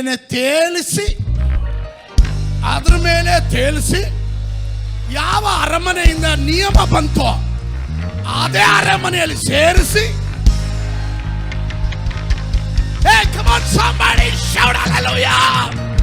ಎಲ್ಲಿ ಪ್ರತಿಕೂಲ ಇದೆಯೋ, ಎಲ್ಲಿ ಹೋರಾಟ ಇದೆಯೋ, ಎಲ್ಲಿ ನಿಂದೆ ಇದೆಯೋ, ಎಲ್ಲಿ ನಿನ್ನ ಸೇವೆಗೆ ವಿರೋಧ ಇದೆಯೋ, ಅಲ್ಲೇ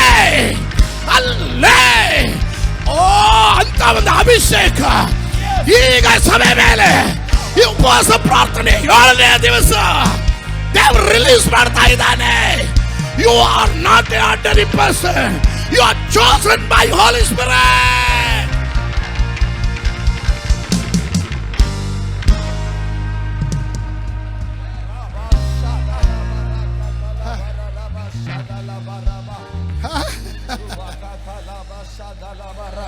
ನನಗೆ ಅನ್ನಿಸ್ದಂಗೆ ಸ್ತೋತ್ರ, ನನಗೆ ಭಾಳ ಇಷ್ಟ ಕೊಟ್ಟಿದ್ದೇನೆ ಗೊತ್ತಾ? ಇಬ್ರಿಯ ಮಕ್ಕಳು, ದಾಸತ್ವದಲ್ಲಿರುವವ್ರ ಮಕ್ಕಳು, ಅವರು ಅಷ್ಟು ಬ್ಯೂಟಿಫುಲ್ ಆಗಿರೋಕ್ಕಾಗಲ್ಲ. ಯಾಕಾದರೆ ಇವರಿಗೆ ಚಿಕ್ಕ ವಯಸ್ಸಲ್ಲೇ ಸ್ತೋತ್ರ ಜಾನ್ಸನ್ ಬೇಬಿ ಕ್ರೀಮ್ ಹಚ್ಚೋದು,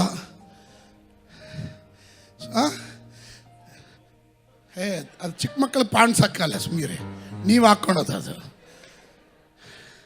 Johnson baby oil, baby soap, ಇದರಲ್ಲಿ ಏನು ಇವನು ಸ್ನಾನ ಮಾಡಿಸಿದಲ್ಲ. ಆಮೇಲೆ ಆದರೂ ಈ ಮಗು ನೋಡಿದ್ರೆ ಇವನು ಸುಂದರನಾಗಿದ್ದ. ಸೋತ್ರ ಸೋತ್ರ ಸೋತ್ರ ಸೋತ್ರ. ಫೇರ್ ಅಂಡ್ ಲವ್ಲಿ ಹಾಕ್ಕೊಂಡಿರುವಂಥ ರಾಣಿಗೆ ಇಲ್ಲದೆ ಇರೋ ಲವ್ಲಿ ಈ ಮಗುವಿನಲ್ಲಿತ್ತು. ಸೋತ್ರ ಹೇಳಲಿಲ್ಲ. ಇದ್ದೀರಾ ನೀವು ನನ್ನ ಜೊತೆ? ಇದ್ದೀರಾ ನನ್ನ ಜೊತೆ? ಫೇರ್ ಅಂಡ್ ಲವ್ಲಿ ಹಾಕ್ಕೊಂಡಂತ ರಾಣಿಗಿಲ್ಲದೆ ಇರುವ ಸೌಂದರ್ಯ ಈ ಮಗುವಿನಲ್ಲಿ ಕಾಣ್ತಾ ಇದೆ. ಈ ಕೂಸು ಸುಂದರವಾಗಿದೆ. ಇದು ದಾಸನ ಮಗಳು, ಇದು ದಾಸಿಯ ಮಗಳು. ನಮ್ಮ ಮನೆ ಹತ್ರನೂ ಈ ಗಾರೆ ಕೆಲಸ ಮಾಡೋರು ಸುಮಾರು ಜನ ಬರ್ತಾರೆ. ಗಾರೆ ಕೆಲಸ ಮಾಡೋ ಟೈಮಲ್ಲಿ ಈ ಮಗುನ ಅದೇ ಮರದಲ್ಲೇ ಒಂದು ಅದಕ್ಕೇನು ಹೇಳ್ತಾರೆ, ಜೋಳಿಗೆ, ಈ ಜೋಳಿಗೆಯಲ್ಲಿ ಕಟ್ಬಿಟ್ಟು ಬಿಟ್ಟಿರ್ತಾರಲ್ಲ. ಈ ಮಗು ನೋಡ್ರಿ, ಈ ಮಗು ಮೈಯಲ್ಲೆಲ್ಲ ಸಿಮೆಂಟ್ ಇರುತ್ತೆ, ವಿಚಿತ್ರ ಇರುತ್ತೆ, ಸುಂದರವಾಗಂತೂ ಕಾಣಲ್ಲ ಬಿಡ್ರಿ. ಸೋತ್ರ.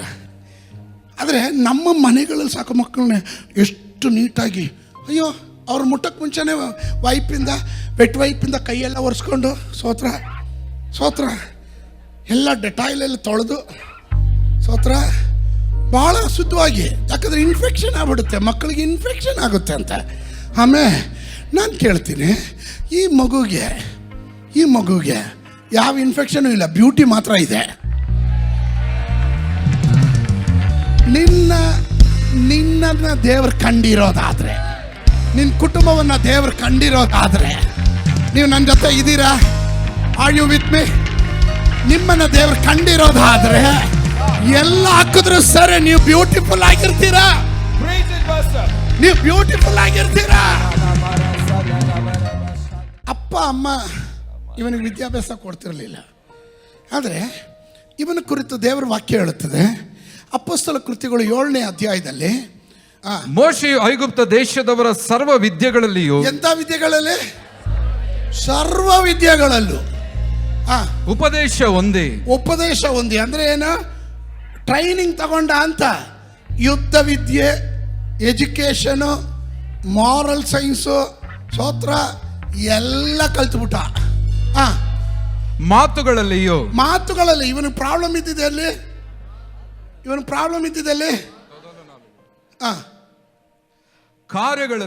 ಕಾರ್ಯಗಳಲ್ಲಿ ಸಮರ್ಥನಾದನು.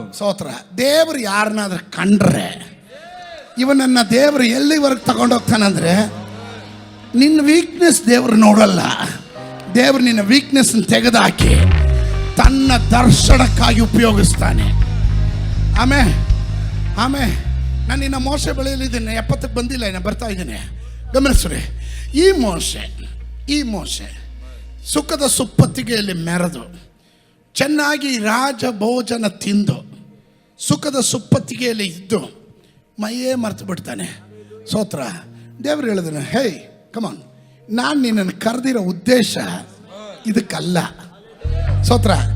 ಮೊದಲು 40 ವರ್ಷ ಅವನಿಗೆ ಒಳ್ಳೆ ಫುಡ್ ಕೊಟ್ಟು, ಒಳ್ಳೆ ವಿದ್ಯಾಭ್ಯಾಸ ಕೊಟ್ಟು, ಪಕ್ವತೆಗೆ ತಂದು 40 ವರ್ಷ ಆದಮೇಲೆ ಬಾ ಹೊರಗಡೆ ಅಂತ. ಬಾ ಹೊರಗಡೆ ಅಂತ ಅವನ ಹೊರಗಡೆ ತಂದು, ಆಮೇಲೆ ತನ್ನ ಮಾವನ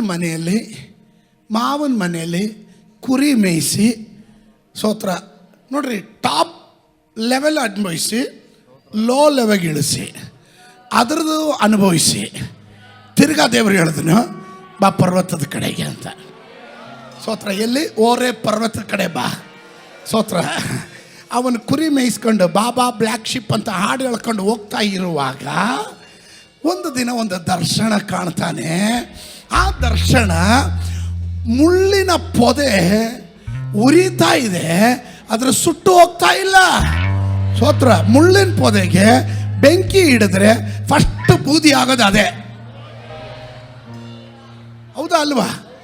ನೀನು ನಾನು ಹೋರಾಟಗಳು ಬಂದಾಗ, ಸುನಾಮಿ ಬಂದಾಗ, ಕೊರೋನಾ ಬಂದಾಗ, ಎಷ್ಟೋ ಜನ ಕೊಚ್ಕೊಂಡು ಹೋದಾಗ್ಲೂ ನನ್ನನ್ನು ದೇವರು ಉಳಿಸಿದಾನೆ ಅಂದರೆ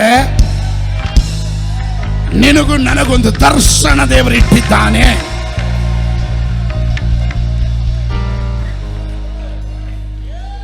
ಆಮೇಲೆ ದರ್ಶನ ದೇವರು ಇಟ್ಟಿದ್ದಾನೆ. ಆ ದರ್ಶನ ದೇವರು ತೋರಿಸಿದ್ರು. ಮೋಶೆಗೆ ಅಲ್ಲಿಂದ ಲೈಫ್ ಚೇಂಜಿಂಗ್ ಆಯಿತು. ಆಮೇಲೆ ಲೈಫ್ ಚೇಂಜ್ ಆಯಿತು. ಈಗ ಇಸ್ರಾಯೇಲ್ ಜನರನ್ನು ಅವನ ಐಗುಪ್ತ ದೇಶದಿಂದ ಬಿಡಿಸ್ಬೇಕು. ದೇವರು ಹೇಳ್ತಾನೆ, ಮೋಶೆ ನೀನು ಒಬ್ಬನೇ ಹೊರಕ್ಕಾಗಲ್ಲ ತಾನೆ, ಈಗ ಸಂಖ್ಯೆ ಜಾಸ್ತಿ ಇದೆ. 6 ಲಕ್ಷ ಕುಟುಂಬ ಅಂದರೆ ಹೆಚ್ಚು ಕಡಿಮೆ 30 ಲಕ್ಷ ಜನ ಇದ್ದಾರೆ. ಒಂದು ಕುಟುಂಬಕ್ಕೆ 1 ಡಜನ್ ಮಕ್ಕಳು ಅಂತ ಲೆಕ್ಕ ಹಾಕ್ಕೊಂಡ್ರು ಸೋತ್ರ. ಅವಾಗ ಮಿನಿಮಮ್ 1 ಡಜನ್ ಇರೋರು ಸೋತ್ರ. 1.5 ಇದ್ದಿದ್ದು ಇದೆ, 2 ಡಜನ್ ಮಕ್ಕಳಿದ್ದವರು ಇದ್ದಾರೆ ಸೋತ್ರ. ಹಲ್ಲೆಲೂಯ. ಆದರೆ ಇಷ್ಟು ಜನರನ್ನ ಹೊರಕ್ಕಾಗೋದಿಲ್ಲ. ಜನ ಒಂದು ಕಡೆ ಗುಣಗುಡ್ತಾ ಇದ್ದಾರೆ, ನಮ್ಮನ್ನು ಸಾಯಿಸೋಕೆ ತಗೊಂಬಂದಿದ್ಯಾ, ತಿನ್ನೋಕ್ಕೇನಾದ್ರೂ ಕೊಡು ಸ್ತೋತ್ರ. ಈ ಮರುಭೂಮಿಯಲ್ಲಿ ಸಾಯಿಸೋಕೆ ಕರ್ಕೊಂಬಂದಿದ್ಯಾ. ದೇವರು ಹೇಳ್ತಾನು, ಸ್ತೋತ್ರ, ನೀನೊಂದು ಕೆಲಸ ಮಾಡು, ದೇವದರ್ಶನದ ಗುಡಾರಕ್ಕೆ ಬಾ, ನಾನು ನಿನ್ನ ಹತ್ರ ಮಾತಾಡಬೇಕು. ಬರುವಾಗ ನೀನು ಯಾರ್ಯಾರು ನಾಯಕರು ಅಂತ ನೇಮಕ ಮಾಡ್ಕೊಂಡಿದೆಯಲ್ಲ, ಹಿರಿಯರು ಅಂತ ತಿಳ್ಕೊಂಡಿದೆಯಲ್ಲ, ನಾನಲ್ಲ ಅವ್ರನ್ನ ಆಯ್ಕೆ ಮಾಡಿದ್ದು. ಆದರೆ ಈಗ ನಾನು ಹೇಳ್ತಾ ಇದ್ದೀನಿ, ಅವ್ರನ್ನೂ ಕರ್ಕೊಂಬ, ನಾನು ಅವ್ರ ಜೊತೆ ಮಾತಾಡಬೇಕಾ. ಹಲ್ಲೆಲೂಯ. ನಿನ್ನ ಜೊತೆ ನಿಲ್ಲವ್ರನ್ನ ಇವತ್ತು ನಾನು ಹೇಳ್ತೇನೆ ವುಮೆನ್ಸ್ ಮೀಟಿಂಗಲ್ಲಿ, ಅಲ್ಲಲ್ಲಿ ಸ್ತೋತ್ರ, ದರ್ಶನಕ್ಕೆ ನಿಲ್ಲವ್ರನ್ನ. ಸುಮ್ಮನೆ ಹೆಸರು ಮಾಡೋದಕ್ಕೆ, ಸುಮ್ಮನೆ ಶೋ ಉಡಾಯಿಸೋದಕ್ಕೆ ಬರ್ತಾರೆ ನೋಡಿ, ಅಂಥವ್ರಲ್ಲ. ದೇವರ ಕೃಪೆಯಲ್ಲಿ ದರ್ಶನಕ್ಕಾಗಿ ನಿಲ್ಲೋರು. ಏನು ಬೆಲೆ ಕೊಟ್ಟಾದರೂ ನಿಲ್ಲೋದಕ್ಕೆ. ಪಾಸ್ಟರ್ಗಳೇ, ದೇವರ ಸೇವಕರುಗಳೇ, ಲೀಡರ್ಸ್, ಯೌವನಸ್ಥರು, ಅಂಥವ್ರನ್ನ ದೇವರು ಕರೀತಾ ಇದ್ದಾನೆ. ಪರ್ವತಕ್ಕೆ ಬನ್ರಿ, ಮೋಶೆಯ ಸಂಗಡ ನಿಂತ್ಕೊಳ್ರಿ, ದರ್ಶನ ಉಳ್ಳವನ ಸಂಗಡ ನಿಂತ್ಕೊಳ್ರಿ. You will stand with the vision of God. You will stand with the calling of God. You will stand with the purpose of God. You will stand with the anointing of God.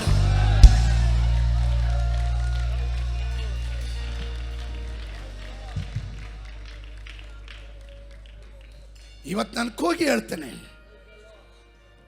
ಕರ್ನಾಟಕದ ಉಜ್ಜೀವನಕ್ಕಾಗಿ ಈ ಸಭೆ ಅನೇಕ ಬೆಲೆ ತೆತ್ತು ಬಂದ ಸಭೆ ಬೆಂಕಿಯಲ್ಲಿ ಹಾದು ಹೋಯಿತು, ನದಿಗಳನ್ನು ದಾಟಿತು, ಮುಳುಗಿ ಹೋಗಲಿಲ್ಲ, ಬೆಂದು ಹೋಗಲಿಲ್ಲ.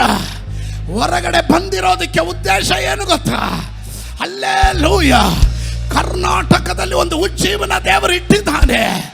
ಇಲ್ಲಿಂದ ಒಂದು ಬೆಂಕಿ ಉರಿಯುತ್ತೆ, ಪರಿಶುದ್ಧಾತ್ಮನ ಬೆಂಕಿ ಉರಿಯುತ್ತೆ. ಅದು ಜಿಲ್ಲೆ ಜಿಲ್ಲೆಗಳಲ್ಲೂ, ತಾಲೂಕು ತಾಲೂಕುಗಳಲ್ಲೂ, ಹಳ್ಳಿ ಹಳ್ಳಿಗಳಲ್ಲೂ, ಕುಟುಂಬ ಕುಟುಂಬಗಳಲ್ಲೂ ಆತ್ಮನ ಬೆಂಕಿ ಉರಿಯುವ ಕಾಲಕ್ಕೆ ದೇವ ಸಭೆ ನಡೆಸಲ್ಪಡ್ತಾ ಇದೆ. ಯಾರು ಜಾಸ್ತಿ ತೈತ್ ಕೊಡ್ತಾರೆ ಅವ್ರನ್ನ ಯು ಆರ್ ಮೈ ಲೀಡರ್ ಅನ್ನಕ್ಕೆ ಹೋಗಲೇ ಇಲ್ಲ ನಾನು. ಯಾರು ಕಾಲು ಹಿಡಿಯೋಕ್ಕೂ ನಾನು ಹೋಗಿಲ್ಲ, ಹೋಗೋದೂ ಇಲ್ಲ ಸ್ತೋತ್ರ. ಆಮೇಲೆ ದರ್ಶನ ಉಳ್ಳವರು ದರ್ಶನದ ಸಂಗಡ ನಿಂತರೆ ಪವರ್ ಟ್ಯಾಪ್ ಮಾಡ್ತಾ ಇದ್ದೀರಾ, ಪವರ್ ಟ್ಯಾಪ್ ಮಾಡ್ತಾ ಇದ್ದೀರಾ ಸ್ತೋತ್ರ. ಹೇಳಲಿಲ್ಲ, ಎಷ್ಟು ಜನರಿಗೆ ಅರ್ಥ ಆಗ್ತಾ ಇದೆಯೋ ಗೊತ್ತಿಲ್ಲ, ನನಗಂತೂ ದಿಟ್ಟ. ಇದ್ರ ಒಳಗಡೆ ಇರೋರಿಗೆ ಅರ್ಥ ಆಗಲಿಲ್ಲ, ಆದರೂ ಆನ್ಲೈನಲ್ಲಿ ನೋಡ್ತಾ ಇರೋರಿಗೆ ಕೆಲವರಿಗೆ ಇದರ ಅರ್ಥ ಗೊತ್ತಾಗ್ತಾ ಇದೆ. ಇವತ್ತು ನಾನು ಕೂಗಿ ಹೇಳ್ತಾ ಇದ್ದಾನೆ, ದೇವರು ನಿನಗೊಂದು ಸಪೋರ್ಟಿಂಗ್ ಸಿಸ್ಟಮ್ ರೆಡಿ ಮಾಡಿಟ್ಟೆ ನಿನಗೆ ದರ್ಶನ ಕೊಡೋದು. ಸುಮ್ಮನೆ ಫಸ್ಟೇ ದರ್ಶನ ಕೊಡಲ್ಲ.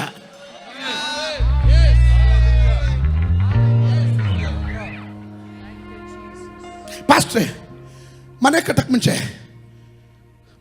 ಮುಂಚೆ ಇಮ್ಮಿಡಿಯೇಟಾಗಿ ದಿಢೀರ್ ದಡಾರ್ ಅಂತ ಕಟ್ಟಿಬಿಡ್ತೀರಾ? ಫಸ್ಟ್ ಏನು ನೋಡ್ತೀರಾ? ರೊಕ್ಕ ಇದೆಯಾ ನೋಡೋದಕ್ಕೆ? ಇದೆಯಾ? ರೊಕ್ಕ ಇದ್ದರೆ ನೀವೇನು ಮಾಡ್ತೀರಾ?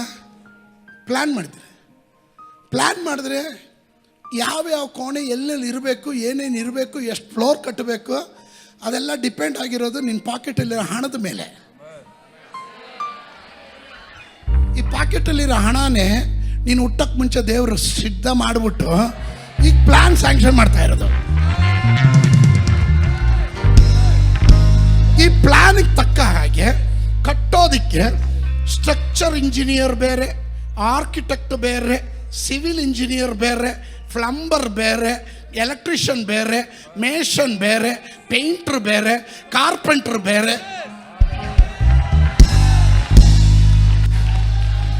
ಇದ್ದೀರಾ? ಇದ್ದೀರಾ? ಡಿಪಾಸಿಟ್ ಅಮೌಂಟ್ ಆಲ್ರೆಡಿ ದೇವರು ಇಟ್ಬಿಟ್ಟಿದ್ದಾನೆ. ಸ್ತೋತ್ರ. ನೀನು 4 ಫ್ಲೋರ್ ಕಟ್ಟಬೇಕಾ, 5 ಫ್ಲೋರ್ ಕಟ್ಟಬೇಕಾ, ಅದನ್ನ ಆಲ್ರೆಡಿ ದೇವರು ಡಿಸೈಡ್ ಮಾಡಿಬಿಟ್ಟಿದ್ದಾನೆ. ನಿನ್ನ ಮೇಲಿರೋ ಕರೆ ದೊಡ್ಡದು, ನಿನ್ನ ಮೇಲಿರೋ ಅಭಿಷೇಕ ದೊಡ್ಡದು. 2024 ಪ್ರವೇಶ ಮಾಡಕ್ಕೆ ಹೋಗ್ತೀವಿ. ಕೆಲವರೆಲ್ಲ ಚಿಂತೆ 2023ರಲ್ಲಂತೂ ಏನು ನಡೀಲ್ಲ, 24ರಲ್ಲಿ ದೇವರು ನನ್ನನ್ನು ಅದಕ್ಕಾಗಿ ಉಪಯೋಗಿಸ್ತಾರೆ. ಹಂಗಲ್ರಿ, ದೇವರು ಯಾವಾಗ ಉಪಯೋಗಿಸ್ಬೇಕು ಅವಾಗಲೇ. ನಾನು ಹೇಳ್ತೀನಿ, ಸ್ತೋತ್ರ. ಕಾರ್ಪೆಂಟ್ರ್ ಕೆಲಸ ಯಾವಾಗ ಆರಂಭ ಆಗೋದು? ಪಾಯ ಹಾಕುವಾಗ ಮಾಡ್ಬಿಡ್ತಾರೆ. ಸ್ತೋತ್ರ. ಆಮೇಲೆ ಪೇಂಟ್ರ್ ಫಸ್ಟೇ ಬಂದ್ಬಿಡ್ತಾನೆ. ನಮ್ಮ ಟೀಮೆಲ್ಲ ಬಂದ್ಬಿಟ್ಟಿದ್ದೀವಿ. ಇನ್ನು ಪಾಯ ತೆಗ್ದಿಲ್ವೋ, ಇಲ್ಲ ನಾವು ಪೇಂಟ್ ಹೊಡೆದ್ಬಿಟ್ಟು ಹೋಗ್ಬಿಡ್ತೀವಿ. ಎಲ್ಲಿ ಹೊಡಿತೀವೋ? ಕೆಲವ್ರು ಹಂಗೆ ಪೇಂಟ್ ಹೊಡಿಯೋಕೆ ರೆಡಿ ಆಗಿದ್ದಾರೆ. ವೆಯ್ಟ್ ಮಾಡ್ರಿ, ನಿಮ್ಮ ಟೈಮ್ ಬರುತ್ತಲ್ಲ. ಸ್ತೋತ್ರ ಹೇಳಲಿಲ್ಲ. ಇದರಲ್ಲಿ ಕಾರ್ಪೆಂಟರ್ಗಳಿದ್ದಾರೆ, ಎಲೆಕ್ಟ್ರಿಷಿಯನ್ ಇದ್ದಾರೆ, ಪೇಂಟ್ರ್ ಇದ್ದಾರೆ, ಮೇಸನ್ ಇದ್ದಾರೆ, ಸ್ತೋತ್ರ ಸ್ತೋತ್ರ, ಹೆಲ್ಪರ್ ಇದ್ದಾರೆ, ವಾಚ್ಮ್ಯಾನ್ ಇದ್ದಾನೆ.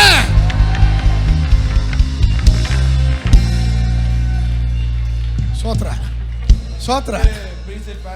ಆಮೇಲೆ ಪ್ಲಾನ್ ಸ್ಯಾಂಕ್ಷನ್ ಮಾಡಕ್ ಒಬ್ಬರಿದ್ದಾರೆ.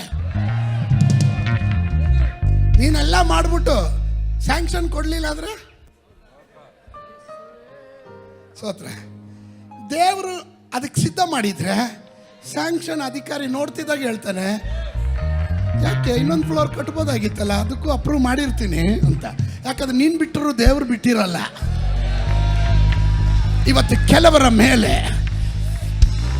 ದರ್ಶನದ ಜೊತೆ ನಿಲ್ಲೋದಕ್ಕೆ ತಯಾರಾಗಿರೋ ವ್ಯಕ್ತಿಗಳು, ಕುಟುಂಬಗಳು ಸಿದ್ಧವಾಗಿರಿ.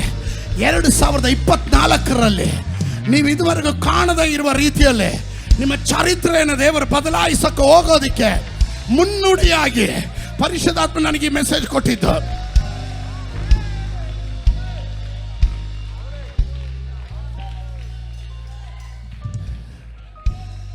ಎಷ್ಟು ಜನ ಹೇಳ್ತೀರ ದೇವ್ರ ಸಂಗಡ ನಿಲ್ಲೋದಕ್ಕೆ ರೆಡಿ ಆಗಿರೋರು? ದೇವ್ರ ಸನ್ನಿಧಾನದಲ್ಲಿ ನಿಲ್ಲೋದಕ್ಕೆ ತಯಾರಾಗಿರೋರು ಮಾತ್ರ ಒಂದು ಆಮೇನ್ ಹೇಳ್ರಿ. ಗೂಡಾರದ ಬಾಗಿಲಿಗೆ ಕರೆತಂದು ಅಲ್ಲೇ ನಿನ್ನೊಡನೆ ನಿಲ್ಲಿಸ್ಕೊ. ಸ್ತೋತ್ರ. ಕೆಲವರೆಲ್ಲ ನಿಲ್ಲಲ್ಲ, ಓಡೋಗ್ಬಿಡ್ತವೆ. ಕೆಲವ್ರು ನಿಲ್ಲಲ್ಲ, ಓಡೋಗ್ಬಿಡ್ತಾರೆ.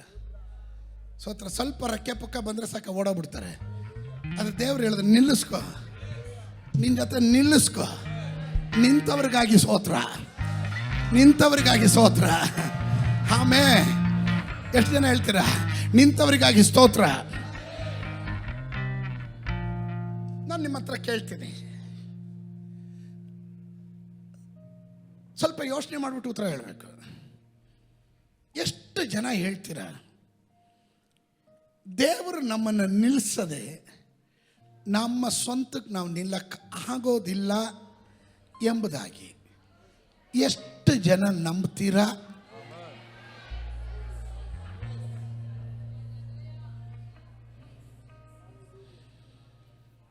ಪರಿಶುದ್ಧಾತ್ಮ ನನಗೆ ಹೇಳಿದನು, ನನ್ನ ಜನರಿಗೆ ಹೇಳು, ಯಾರೆಲ್ಲ ಈ ದರ್ಶನಕ್ಕೆ ನಿಂತ್ಕೊಳ್ಳುತ್ತಾರೋ ಅವರ ಮೇಲೆ ನಾನೊಂದು ಪ್ರತ್ಯೇಕವಾದ ಅಭಿಷೇಕವನ್ನು ರಿಲೀಸ್ ಮಾಡಕ್ಕೆ ಹೋಗ್ತೀನಿ ಅಂತ.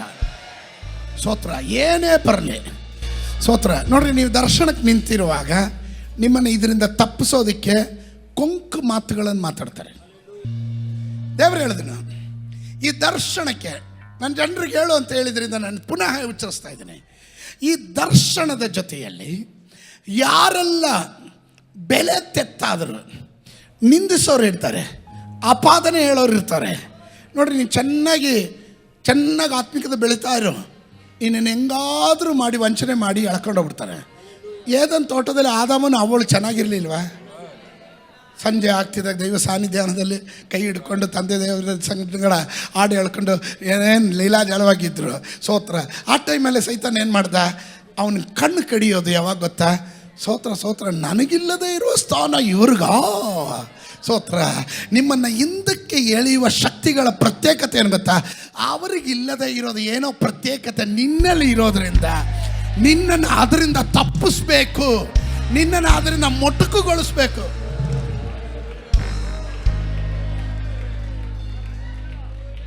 ರೀ ಗೌರವರೇ ಗೊತ್ತಾ, ಇದು ಕೇಳ್ತಿದ್ದಂಗೆ ಇವರು ಹೌದಾ ಸೈತಾನ್ ನಂಗೆ ಕೇಳಿದನಲ್ಲ, ಅವ್ವ ಏನಾಯ್ತವ, ಕಣ್ಣೆಲ್ಲ ಕಳೆಗುಂದಿದೆಯಲ್ಲವ, ವಿಟಮಿನ್ ಸಿಗ್ಲಿಲ್ವೇನವ, ಪ್ರೋಟೀನ್ ಸಿಗ್ಲಿಲ್ವಾ? ಅಯ್ಯೋ ಮಲ್ಟಿ ವಿಟಮಿನ್ ನನ್ನ ಹತ್ರ ಇದೆ, ಕೊಡ್ತೀನಿ ಬಾ.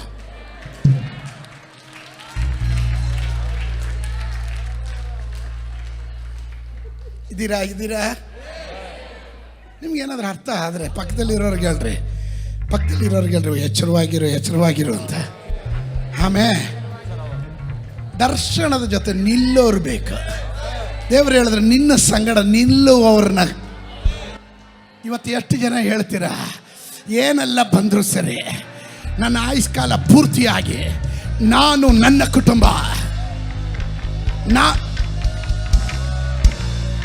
ಅಂಥವರ ಶಬ್ದ ಇಲ್ಲಿ ಮೊಳಗಲೇ. ನಾನು ನನ್ನ ಕುಟುಂಬ, ನಾನು ನನ್ನ ಕುಟುಂಬ, ನಾನು ನನ್ನ ಕುಟುಂಬ.